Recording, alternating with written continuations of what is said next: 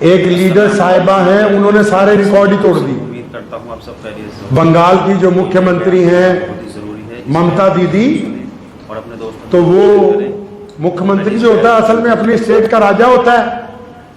تو اچھا جتنے راجے ہوتے ہیں وہ سمجھتے ہیں بس اب ہم ہی رہیں گے. ارے نہیں، ایسا نہیں ہے. آج جہاں تم بیٹھے ہو کل کو یہاں کوئی اور ہوگا. یہ دنیا ہے. اللہ اکبر.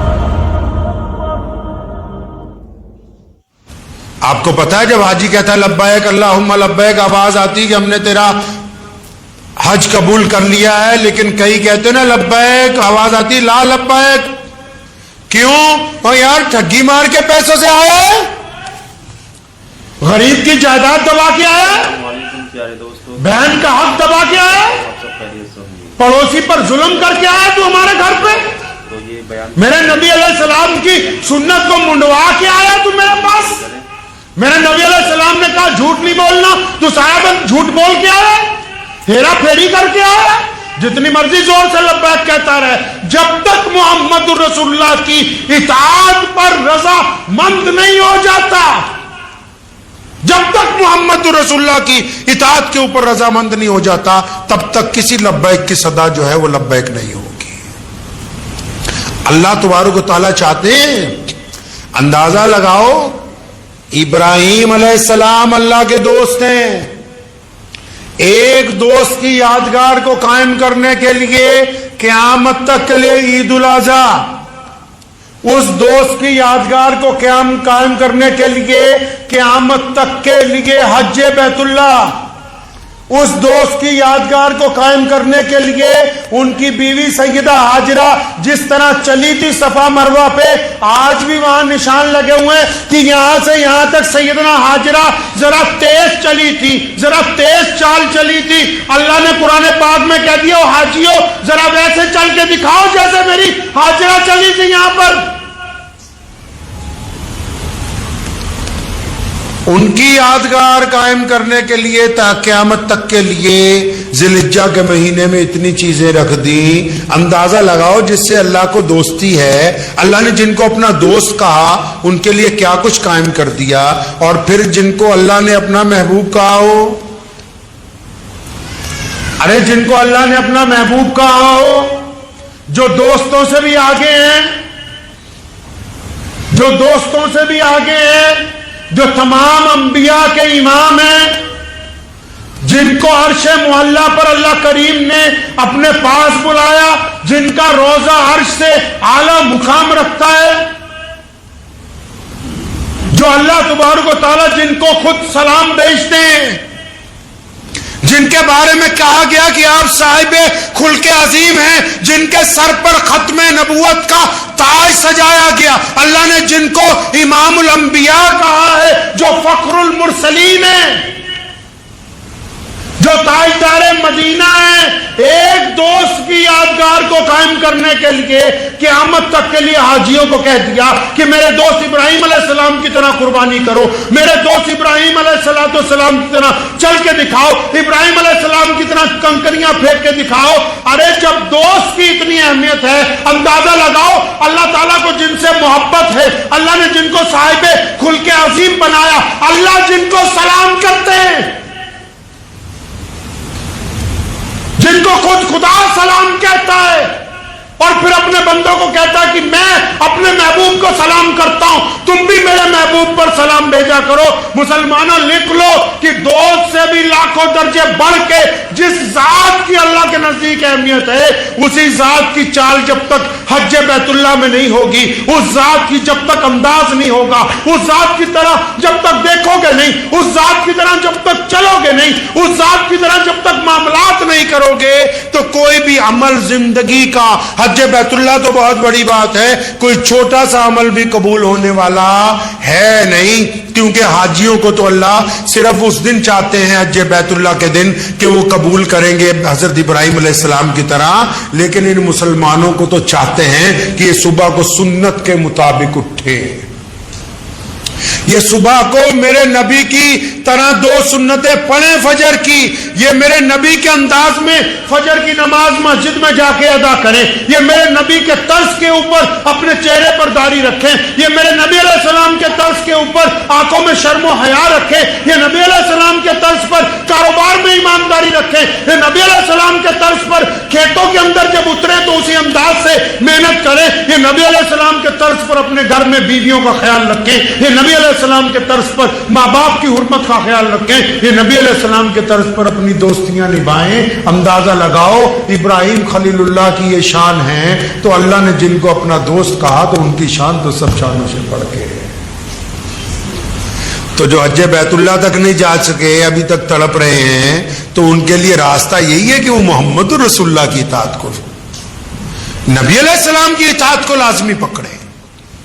آپ نبی علیہ السلام کی اطاعت کو لازمی پکڑیں گے، وہ دن آئے گا جب اللہ تبارک و تعالیٰ آپ کو اپنے گھر کی، اپنے نبی علیہ السلام کے روزے کی زیارت عطا کریں گے۔ مایوس ہونے کی ضرورت نہیں ہے، اندازہ لگائیں کہ حج بیت اللہ عشق و محبت کا سفر ہے، اور عشق و محبت کا سفر تب ہوتا ہے شروع جب عاشق اپنی معراج پر پہنچتا ہے۔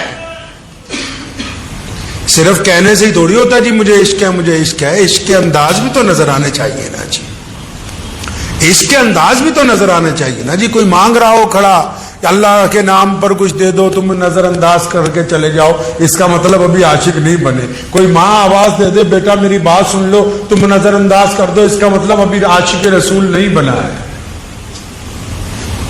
مؤذن کہہ رہا حی علی الصلاۃ حی علی الفلاح، تم مسجد کے آگے سے نکل جاؤ، اس کا مطلب ابھی عاشق نہیں بنا ہے۔ عاشق تبھی بنتا ہے جب وہ اس کی معراج تک پہنچتا ہے، اس کے اندر وہ کوالٹی پیدا ہو جاتی ہے۔ اور پوری دنیا میں اسلام کیوں سب سے آگے جا رہا ہے پتہ ہے؟ کیونکہ مسلمان پیارے نبی صلی اللہ علیہ وسلم سے عشق کی اپنی جان سے زیادہ پیارے نبی علیہ السلام سے محبت کرتے ہیں۔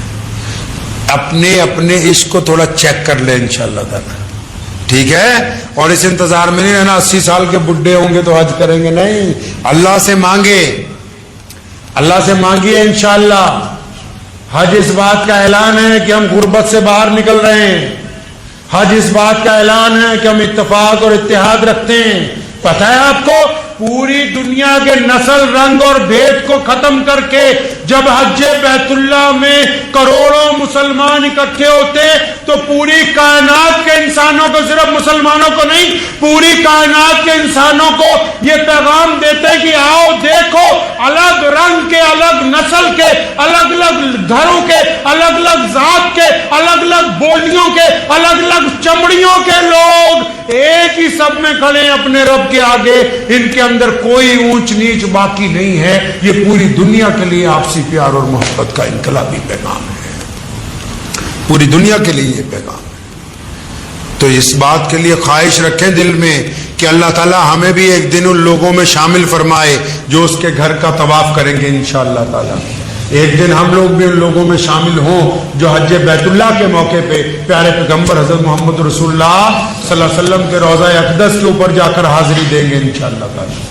حج بیت اللہ کی خواہش کو دل کے اندر رکھیں، اور یہ نوٹ کر لو بات، یہ بڑی کیمیائی بات ہے، جو حج کا ارادہ کر لیتے ہیں اللہ ان کے گھر میں سب سے پہلے غربت کو دور کرتا ہے۔ پتہ ہے آپ کو یہ بات؟ جو حج کا ارادہ کر لیتے ہیں لوگ کہ ہم نے جانا ہی ہے اپنے گھر، اب ظاہر سی بات ہے کہ حج بیت اللہ پر یہ تو نہیں ہے کیونکہ مانگ کے جائے گا، بھیک مانگ کے جا رہے، اللہ کا گھر ہے وہ۔ دنیا کے معاملوں میں بھی بیت اللہ اور مسجد نبوی وہ عبادت گاہیں ہیں دنیا کی، جس کو عبادت گاہ کہتے ہیں، یہ وہ عبادت گاہیں ہیں جہاں چڑھاوا نہیں چڑھتا، جہاں پر پیسے نہیں ڈالے جاتے، جہاں چادریں نہیں چڑھائی جاتی، اور جہاں لوگ کچھ دے نہیں سکتے۔ کیوں؟ ارے یہ میرے رب کا در ہے، یہ میرے رسول کا در ہے، یہاں لوگ مانگنے آتے ہیں، ان سے دیا نہیں جاتا، یہاں جولیاں بھر کے بھیجی جاتی ہیں، کسی کے ہاتھ سے کچھ مانگا نہیں جاتا ہے۔ یہ کمال کی بات ہے بیت اللہ کی اور مسجد نبوی کی، کہیں کوئی گلہ نہیں، کہیں کوئی چڑھاوا نہیں، کروڑوں لوگ ہیں, کھانا کھلا ہے, سونا کھلا ہے, دوائیاں کھلی ہیں, ہسپتال فری ہیں, کروڑوں لوگ آ رہے ہیں. یہ شان ہے اللہ کے گھر کی. ورنہ آج تو یہاں اگر کوئی ویسے بھی کوئی ہمارے یہاں جو آج کل پیر بن جاتے ہیں مشکل سے 10 ایک چادریں لگا کے, وہ سب سے پہلے ایک موٹا سا گلا آگے رکھتا ہے کہ بھئی جو بھی آئے گا تعویذ لینے کے لیے پہلے اس میں کچھ ڈالے پھر آ رہے. یہ میرے رب کے گھر کی شان دیکھو, رب کے گھر کی شان دیکھو. بیت اللہ میں, مسجد نبوی میں کوئی گلہ نہیں, کوئی چڑھاوا نہیں. ارے جو رب سے مانگنے آ رہا وہ رب کو کیا دے سکتا ہے؟ میرا رب کہتا ہے آجا تجھے کیا چاہیے بات کر. اور جو وہ وہاں جا کر جو مانگتا ہے وہ لے کے آیا, آج تک خالی ہاتھ کوئی نہیں آتا ہے. تو دعا کیجیے اللہ تبارک و تعالیٰ مجھے بھی اور آپ سب کو بھی اس پہ عمل کی توفیق عطا فرمائے. اس کے ساتھ ساتھ چلتے چلتے گزارش یہ کرنی تھی آپ سے کہ الیکشن آج کل چل رہا ہے, تو یہ تو عام بات ہو گئی ہمارے ہاں کہ جو لیڈران ہیں وہ آج کل مذہب کی بات ضرور کرتے ہیں اپنی تقریر کے اندر. جتنے لیڈر ہیں نا, یہ عام بات ہو گئی ہمارے ملک میں, کوئی بات نہیں. لیکن پچھلے ہفتے اب رمضان شروع ایک لیڈر صاحبہ ہیں, انہوں نے سارے ریکارڈ ہی توڑ دی. بیان کو ضرور سنیں. بنگال کی جو مکھیہ منتری ہیں تو پہلے اس بیان ممتا دیدی, تو وہ مکھیہ منتری جو ہوتا ہے اصل میں اپنی اسٹیٹ کا راجا ہوتا ہے. تو اچھا جتنے راجے ہوتے ہیں وہ سمجھتے ہیں بس اب ہم ہی رہیں گے. ارے نہیں, ایسا نہیں ہے. آج جہاں تم بیٹھے ہو کل کو یہاں کوئی اور ہوگا. یہ دنیا ہے. تو ممتا بنرجی نے پچھلے ہفتے تقریر کرتے ہوئے کہا, نعوذ باللہ, اور بھی دھرموں کا نام لیا اس نے, میں صرف اسلام کی بات کرتا ہوں, اس نے الگ الگ دھارمک کتابوں کا نام لیتے ہوئے یہ بھی کہا, پھر کہا کہ قرآن شریف اور جو مسلمانوں کی کتاب ہے, اس نے کہا نعوذ باللہ یہ آنے والے وقت میں ختم ہو جائیں گے, لیکن جو میں نے اسکیمیں چلائی ہیں لوگوں کے لیے یہ ختم نہیں ہوں گی. مطلب ادھارن دیکھیے آپ, ایک مکھیہ منتری کی ادھارن دیکھیے کہ وہ یہ کہہ رہی ہے کہ قرآن پاک اور باقی مذہبوں کا بھی اس نے نام لیا کہ وہ تو ختم ہو سکتے ہیں, میری چلائی ہوئی اسکیمیں ختم نہیں ہو سکتی. تو میں دیدی کو کہنا چاہوں گا, دیدی زمین پہ نیچے دیکھ کے چلنا سیکھیں, گفتگو کے دوران بھی اپنے اندر عاجزی پیدا کریں. اللہ کو غرور بالکل پسند نہیں ہے.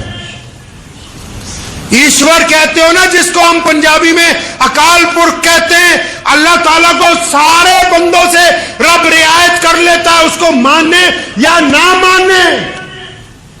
لیکن جو بندہ خدا کی زمین پر اکڑ کے چلتا ہو, خدا کی زمین پر خدا کو چیلنج کرتا ہو, خدا کی زمین پر غرور کی بات کرتا ہو, اور انہوں نے تو حد ہی کر دی, کہہ دیا کہ جی فلاں فلاں مذہب کی اور قرآن شریف بھی ختم ہو جائے گا, ممتا بنرجی کی اسکیمیں ختم نہیں ہوں گی. خدا کو یہ باتیں غرور کی پسند نہیں ہیں.